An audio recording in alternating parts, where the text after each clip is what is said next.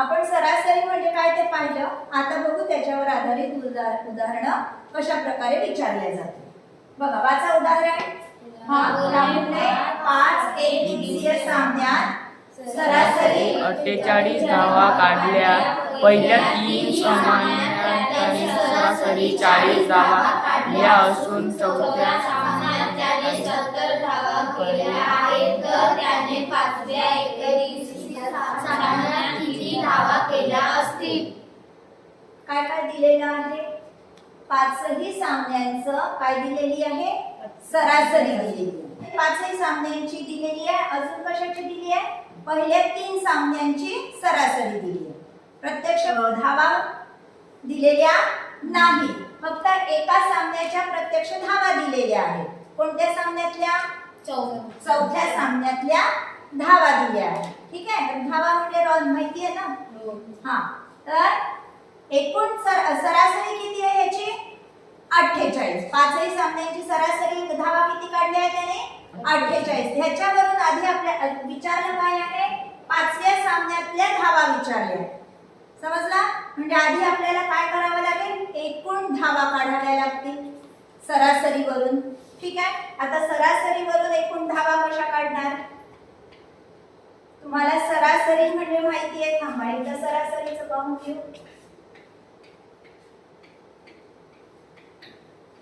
सरासरी बरोबर एकूण धावा आणि खाली काय येईल, सामन्यांची संख्या.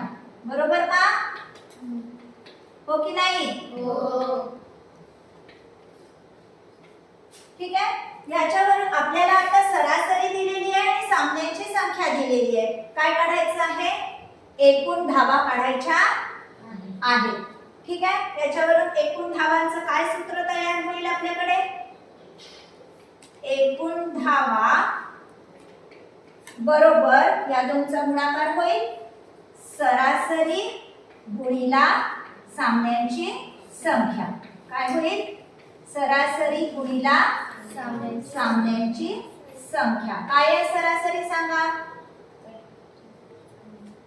सरासरी किती आहे, 48. सामन्यांची संख्या किती आहे, एकूण सामने, एकूण किती सामने, 5. गुणाकार करा. 8 हातचे 5 चौक 20 आणि 4 24. म्हणजे त्यांनी, राहुलनी एकूण 5 दिवसीय सामन्यांमध्ये 5ही दिवसांत मिळून किती रन काढले, 240. आता पहिल्या 3 सामन्यांच्या सुद्धा सरासरी दिलेली आहे. पहिल्या 3 सामन्यांची सुद्धा काय दिलेली आहे, सरासरी दिली आहे. मग आता आपण पहिल्या 3 सामन्यांचे रन काढू. ह्या पद्धतीने पहिल्या 3 सामन्यांचे रन काय होतील, पहिल्या 3 सामन्यातील धावा काय करावं लागेल, याचप्रमाणे सरासरी गुणिला धावा. सरासरी किती आहे, 3 सामन्यांची 40.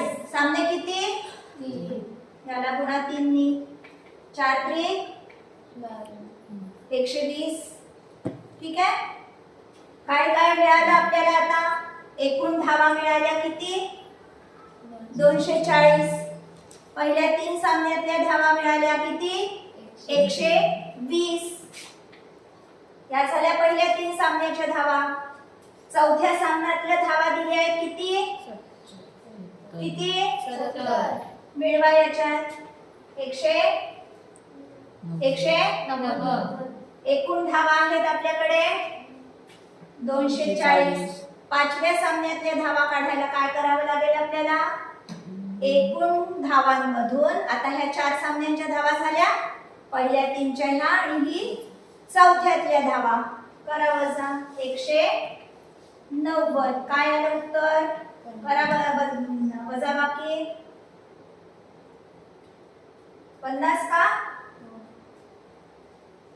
240 वजा 190 50. म्हणजे त्यांनी 5व्या सामन्यात किती धावा काढल्या, 50. आपलं उत्तर आपल्याला मिळालं. ठीक आहे. आलेलं उदाहरण बघू आपण. वाचा. 1 ते 20 पर्यंतच्या नैसर्गिक संख्यांमधील सर्व संख्यांची सरासरी ही विषम संख्यांच्या सरासरीपेक्षा कितीने जास्त आहे.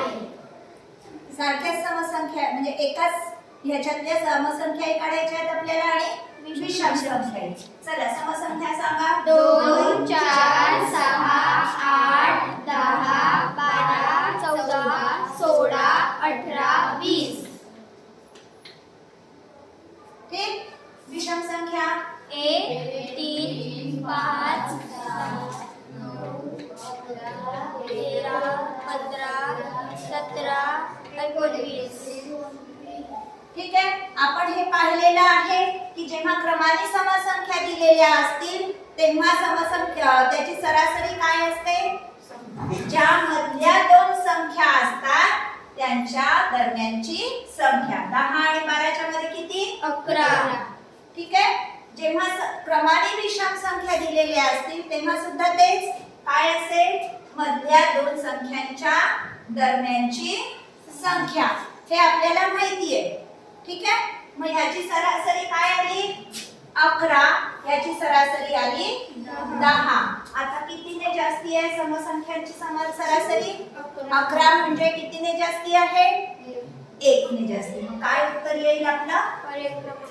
पर्याय क्रमांक 1. अशा प्रकारची उदाहरणं तुम्हाला विचारलेली असतील. ते वेगवेगळ्या प्रकारची सगळी उदाहरणं सोडवून पाहिजे. ह्या ट्रिक्स वापरून आपल्या ज्या आपण सरासरीच्या भागात पाहिलेले आहेत आणि आपली उदाहरणं सोडवायची. व्हिडिओ आवडल्यास नक्की लाईक, शेअर आणि कमेंट करा.